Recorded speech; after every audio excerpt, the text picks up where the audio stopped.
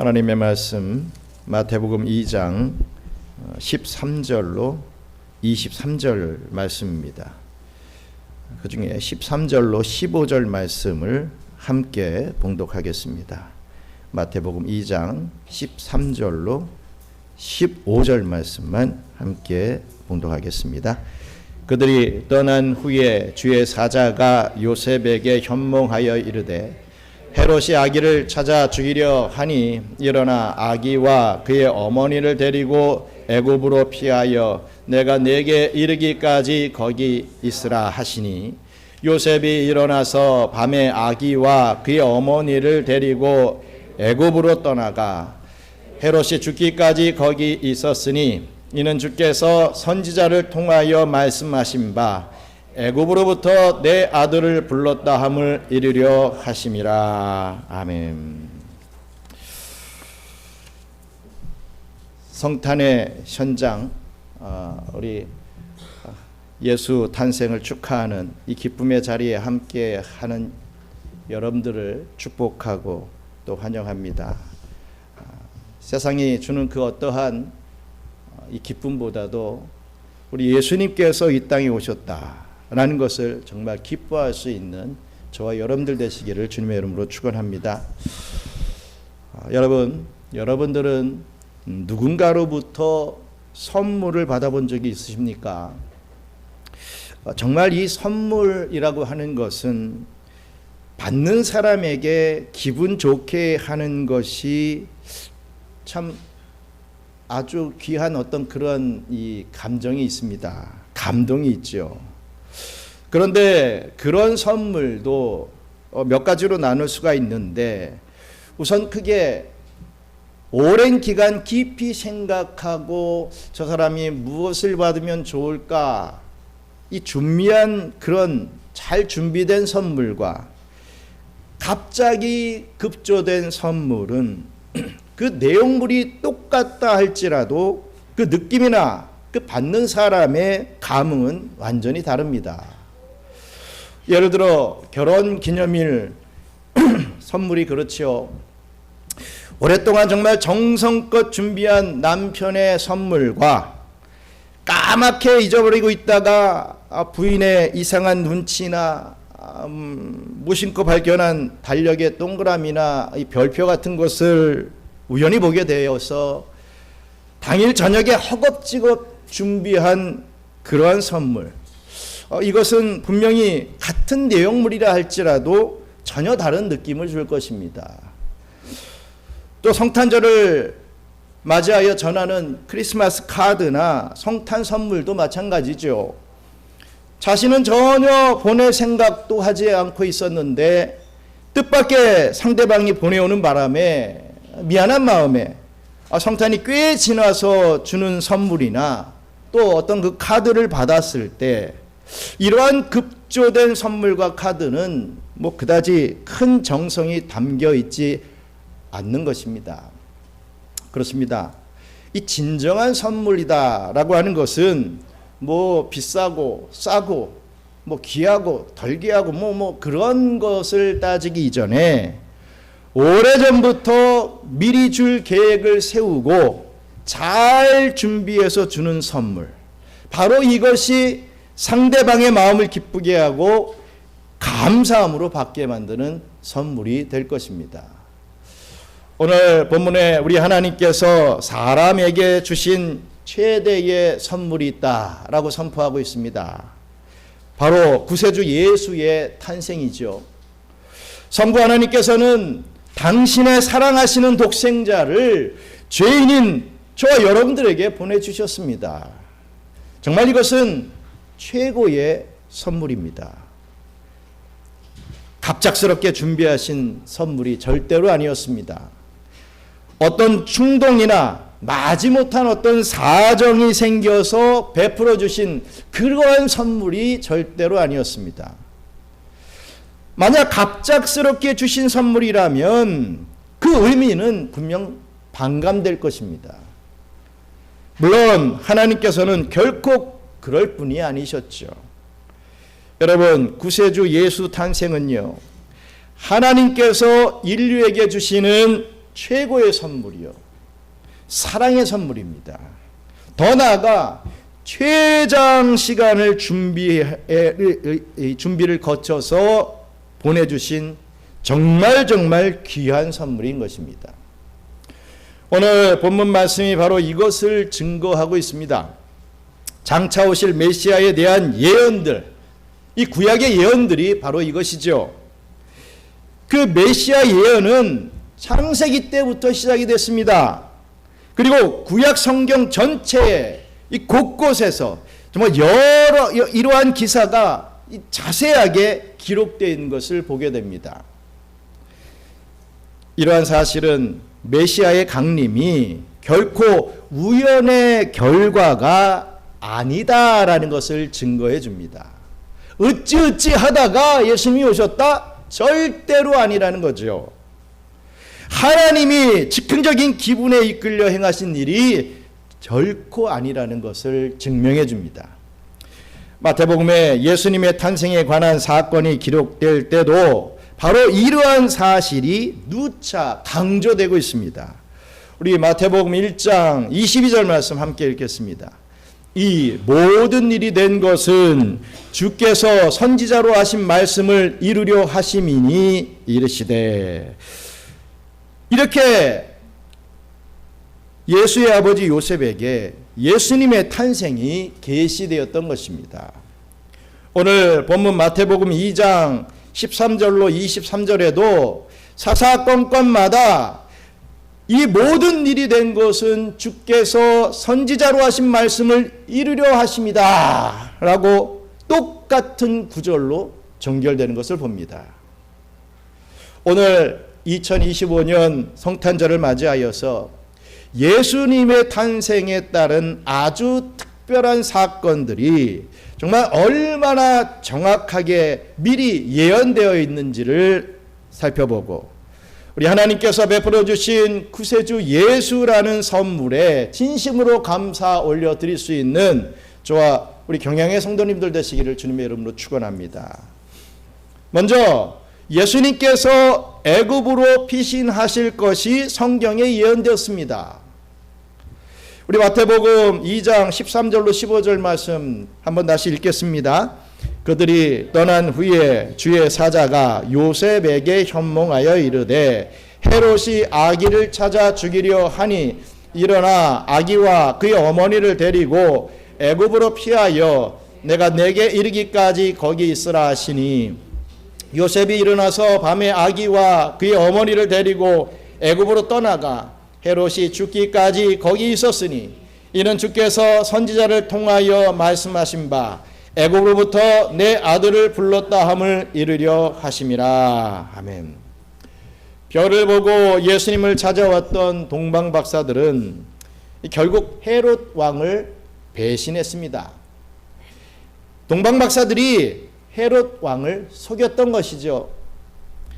헤롯 왕은 아기 예수의 소재만 알게 되면 당장에 쫓아가서 이 예수를 죽이려고 계획했습니다. 기다리고 있었죠.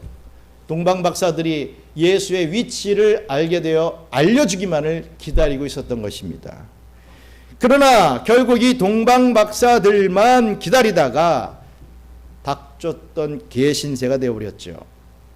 박사들은 꿈에 하나님의 지시하심을 받아 헤롯을 피해서 다른 길로 자기 나라로 귀국해버립니다. 이것에 화가 난 헤롯 왕은요, 아기 예수를 죽일 궁리를 그치지 않고 계속 이어갑니다. 이러한 헤롯 왕의 일을 우리 하나님께서는 아버지 요셉에게 미리 천사를 보내어 사전에 경고해 주시죠. 아기와 어머니를 데리고 애굽으로 피하라, 피해 있어라 라고 하는 경고의 말을 알려줍니다. 요셉은 하나님의 말씀에 순종하여 즉시 애굽으로 온 가족을 피신시킵니다. 다행히도 애굽의 큰 도시에 유대인들이 모여 사는 그러한 구역들이 많이 있어서 애굽에서 사는 것은 그리 어렵지 않고 자연스러운 일이 되었을 것입니다. 그런데 예수님이 애굽으로 피신 가신 사건과 구약의 이스라엘 백성들이, 이스라엘 민족이 겪었던 그 사건들과는 정말 밀접하게 통하는 것이 많습니다. 예를 들어서 옛날 야곱의 70인의 가족들이 흉년을 피하려 애굽으로 들어간 사건이 예수님이 애굽으로 간 것과 같은 그런 경우가 됩니다. 또 총리 대신이 된 요셉의 보호를 받으며 잘 살다가, 이 애굽 안에서 잘 살다가 하나님의 섭리하심으로 400여 년 후에 하나님께서 출애굽시키신 그 일도 정말 일맥상통합니다. 우리 예수님도요, 나중에 애굽을 떠나 유대 땅으로 돌아오시게 되는 그 사건 말입니다. 이스라엘 민족이 애굽에 갔다가 다시 가나안 땅으로 돌아온 사건은 이렇듯 예수님의 애굽 피신에 대한 예표가 된다라는 말씀입니다. 성경은 그냥 허투루 보면 안 됩니다. 이 구약과 신약이 연결되어 있습니다. 구약의 예언이 신약에 다 이루어지는 모습들을 보게 되지요. 구약의 호세아 선지자는요, 옛날 이스라엘 백성들이 애굽에 내려갔다가 하나님이 불러주실 때 다시 나왔던 것 같이 우리 예수님도 똑같은 일을 겪을 것이라고 일찍부터 예언했습니다. 그 내용을 확인해 보겠습니다. 호세아서 11장 1절 말씀 함께 읽습니다. 이스라엘이 어렸을 때에 내가 사랑하여 내 아들을 애굽에서 불러냈거늘. 호세아 선지자가 이러한 예언을 했다는 거지요. 사도 마태의 복음서, 즉 마태복음에서도요, 주께서 호세아 선지자로 말씀하신 것이라고 이 애굽 피신을 예언하고 이 성취를 확인하는 모습을 우리는 보게 됩니다. 또 둘째로 예수님의 탄생으로 인한 헤롯의 유아 대학살 사건이 성경에 예언되어 있습니다. 마태복음 2장 16절로 18절 말씀 함께 읽겠습니다. 이에 헤롯이 박사들에게 속은 줄 알고 심히 노하여 사람을 보내어 베들레헴과 그 모든 지경 안에 있는 산의 아이를 박사들에게 자세히 알아본 그때를 기준하여 2살부터 그 아래로 다 죽이니, 이에 선지자 예레미야를 통하여 말씀하신 바 라마에서 슬퍼하며 크게 통곡하는 소리가 들리니 라헬이 그 자식을 위하여 애곡하는 것이라. 그가 자식이 없으므로 위로받기를 거절하였도다 함이 이루어졌느니라. 아멘. 불신자 헤롯 왕은 예수님께서 이 땅에 오신 목적을 잘못 알고 있었습니다. 자기 주관적으로 생각해서 오해했던 것이죠. 메시아의 신 예수님이 세속적인 왕권을 차지할 줄로 오해했다라는 말씀입니다. 그래서 끔찍한 유아 살인극까지 벌이게 됩니다. 자기 자리 지키려고 말입니다. 자기 유익을 지키려고 그 아이들을 다 죽여버리는 거예요. 자신의 왕위를 지키기 위해서 앞으로 정적이 될 만한 그러한 요소를 모두 다 제거하려 했던 것입니다. 헤롯 왕이 박사들에게 자세히 알아본 그때를 기준하여 2살 때부터 그 아래로 다 죽였다라고 하는 말이 바로 이것입니다. 이 말은 동방박사의 방문이 예수님의 탄생 바로 직후가 아니라 어느 정도 시간이 흐른 후였다라는 것을 우리에게 잘 알려주고 있습니다. 우리가 한번 상식적으로 생각해 보십시오. 만약 동방박사의 방문이 예수님 탄생 직후였다라고 한다면 헤롯 왕이 신생아만 죽였어도 될 것입니다. 그런데 지금 2살부터 그 아래까지 다 죽이라 이랬다는 거죠. 동방에서 베들레헴까지의 여행은요, 최소한 몇 개월이 걸립니다. 그냥 하루 이틀에 올 수 있는 거리가 아니죠. 몇 개월을 걸어가지고 왔다. 이렇게 그 시간만이라도 추정할 수 있죠. 동방박사들이 예수님의 탄생과 동시에 별을 보았다라고 해도 바로 그날 밤 이 베들레헴의 말구유에 도착할 수는 없었을 것입니다. 무슨 뭐 비행기를 타고 온 것도 아니고 낙타 이런 거 타고서 쫄래쫄래 오는데 어떻게 예수님의 탄생하신 그날 밤에 올 수가 있겠습니까? 그럴 수 없다는 거죠.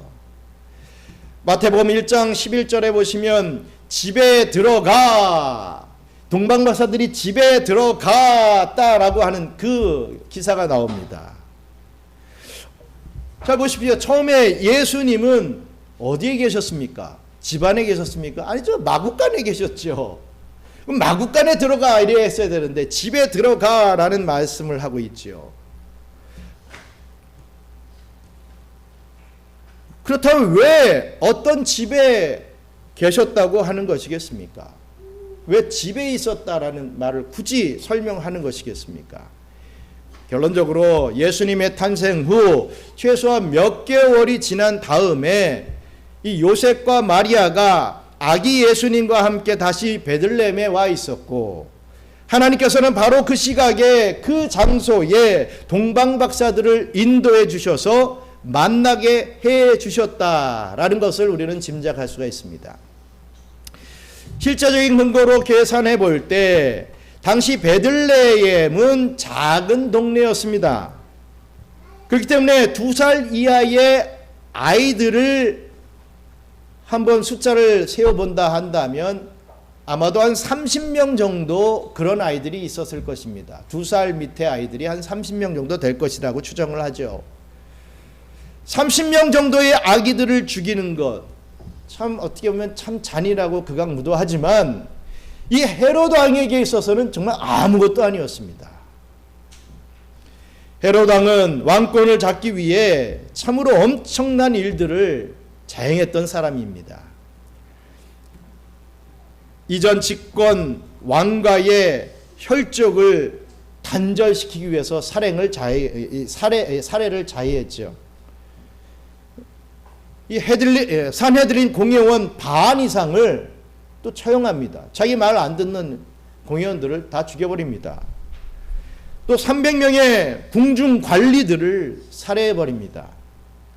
뿐만 아니라 아내 미리암의 장모 알렉산드레아와 그의 아들 셋을 처형시키기까지 했습니다.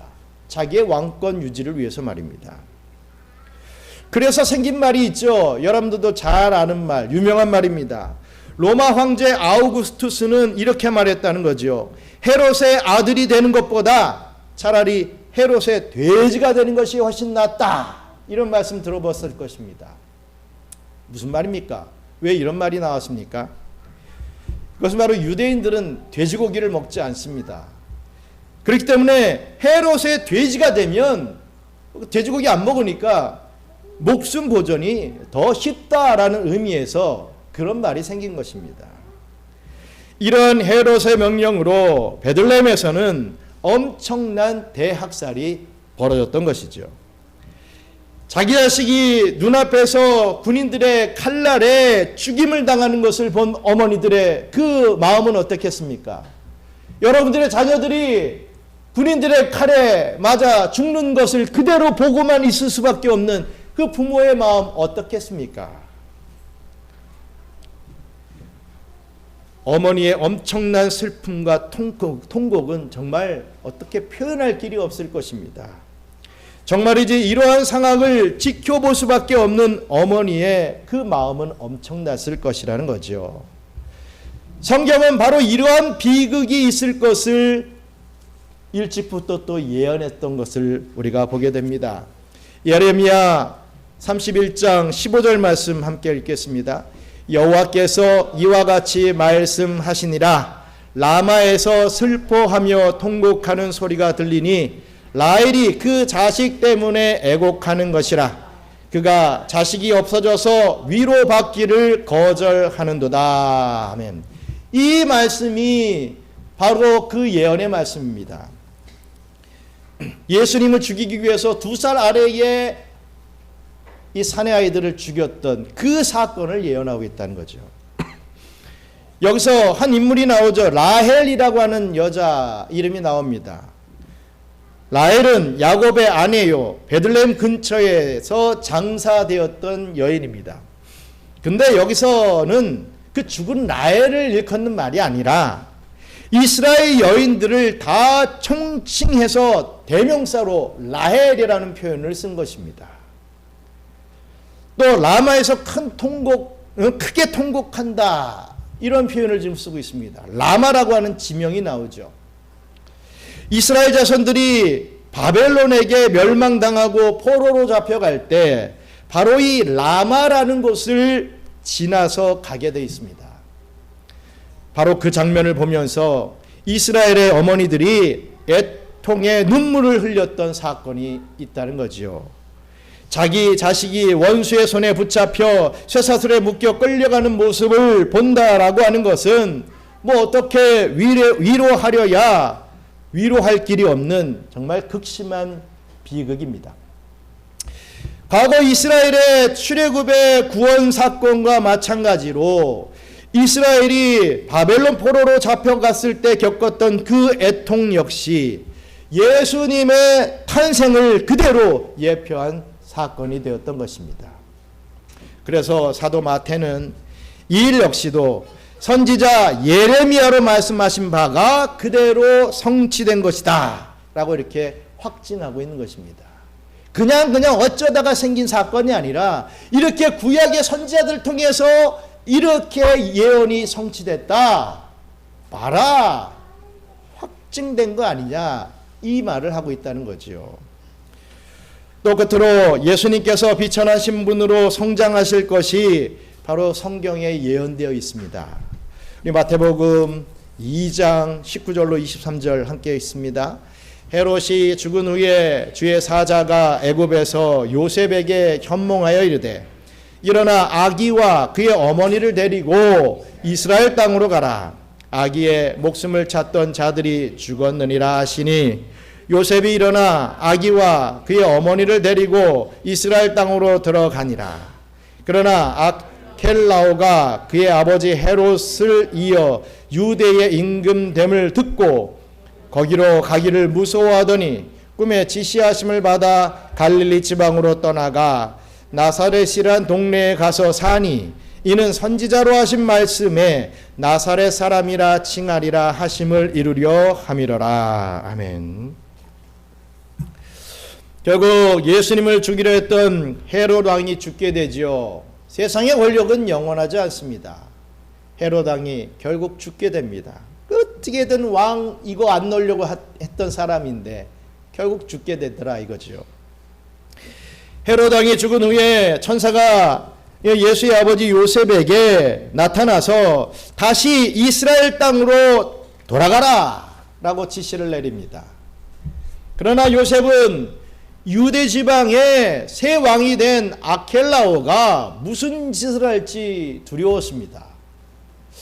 그렇다면 이 아켈라오라고 하는 왕이 누구겠습니까? 이 사람은 헤롯이 죽으면서 이 아들 셋에게 자기 왕국을 분할해 줍니다. 그 아들 중에 한 명이 아켈라오죠.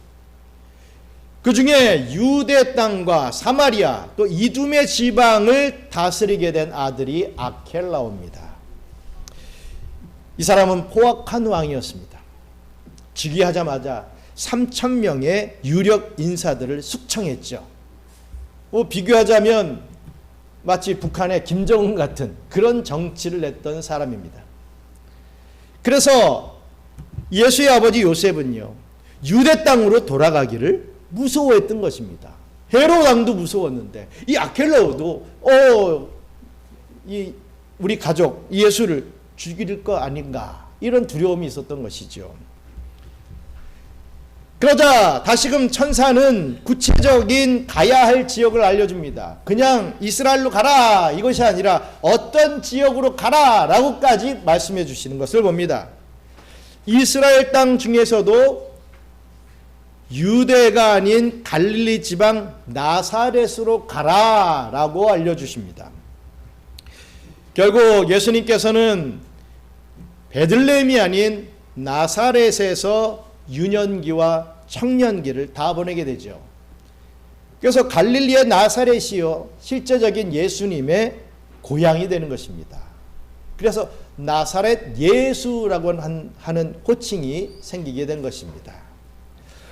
그렇다면 우리는 이 나사렛이라는 동네가 어떠한 동네인지 모르면 안 됩니다. 헤롯 대왕의 아들인 또 다른 아들인 헤롯 안디바가 다스리던 지방이 바로 이 갈릴리 지방입니다. 이 갈릴리 지방에서도 아주 가난하고 작은 촌 마을이 나사렛이라는 곳입니다. 그러나 당시 국제 무역을 하던 대상들이 다니던 길목에 이 나사렛이 있었습니다. 나사렛은 세상 물정 돌아가는 일에 빠른 정보를 얻을 수 있는 그러한 이 마을이었죠. 그래서 전통에서 벗어난 새롭고 좀 독특한 분위기가 형성된 마을이었습니다.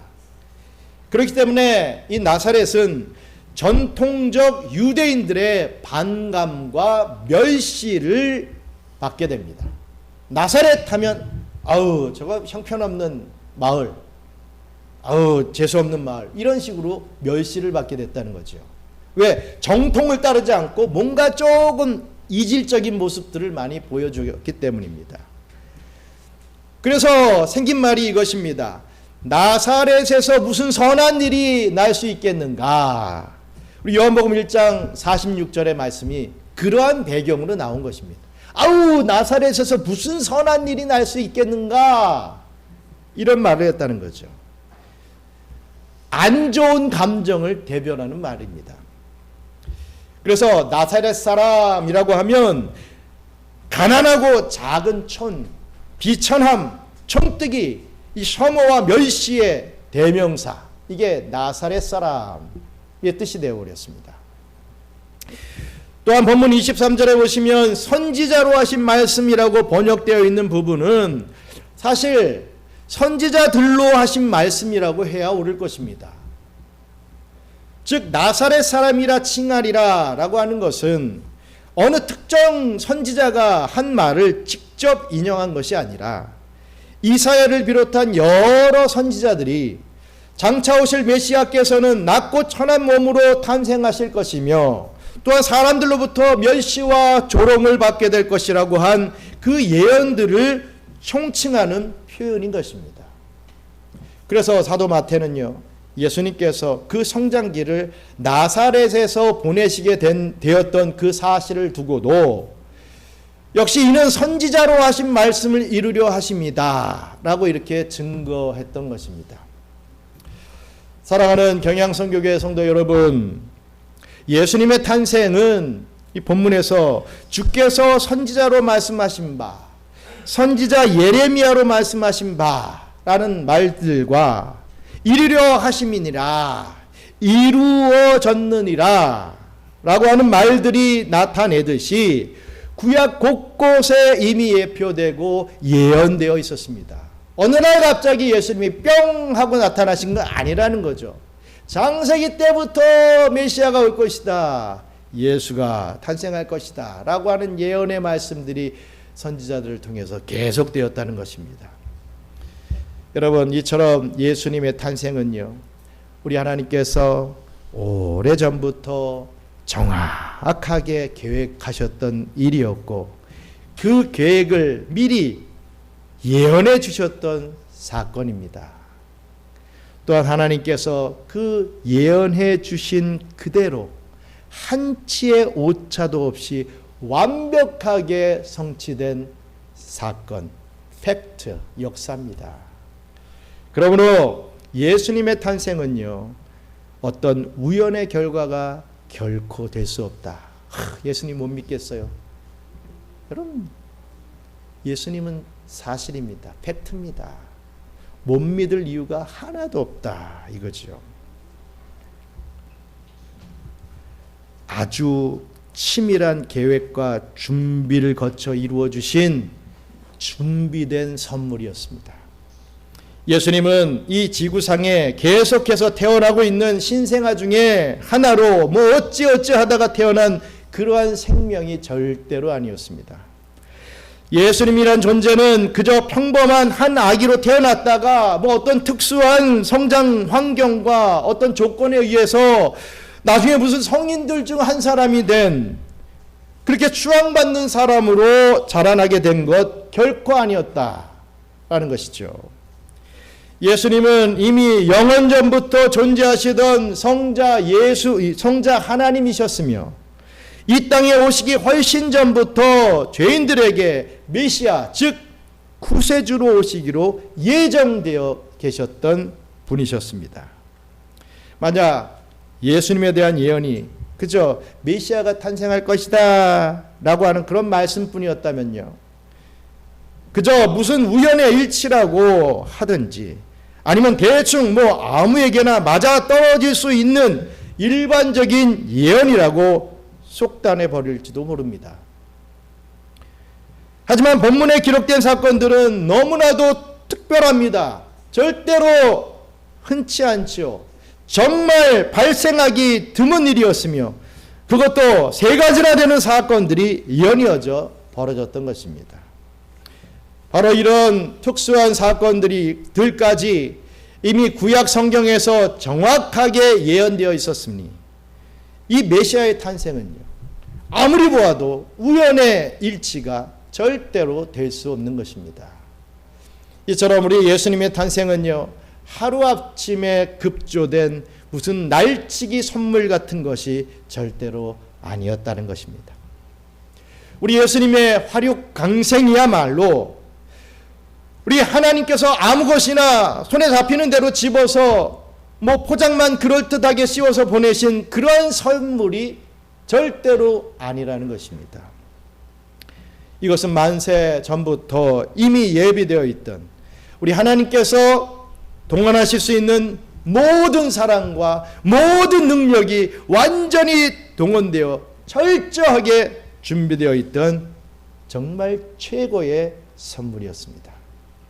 구약 성경의 수많은 예언들과 신약의 확증들이 바로 이 사실을 증거해 줍니다.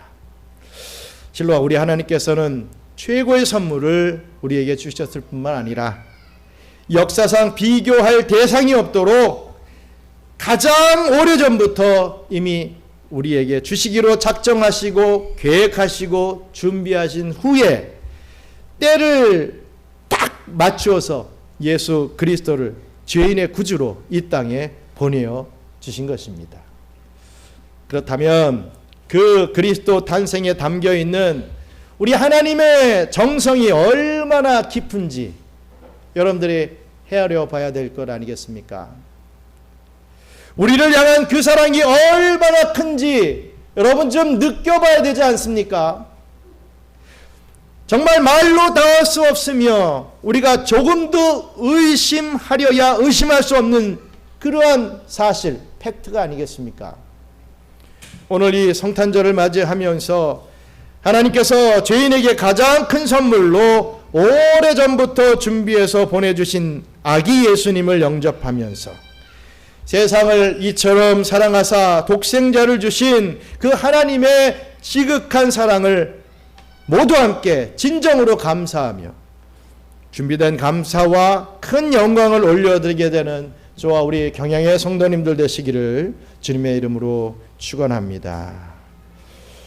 잠시 기도하겠습니다. 감사합니다. 하나님, 최고의 선물을 저희들에게 베풀어 주신 은혜를 참 감사합니다. 그 선물을 받은 저희들 정말 주님 앞에 더 기쁨으로 나아가 이 땅에서 이 세상에서 승리하는 신앙의 삶을 살기를 소망합니다. 오늘 이 성탄의 날에 주님께서 흘려주신 그 피와 그 찢기신 살을 우리가 먹으며 기념하기를 원합니다.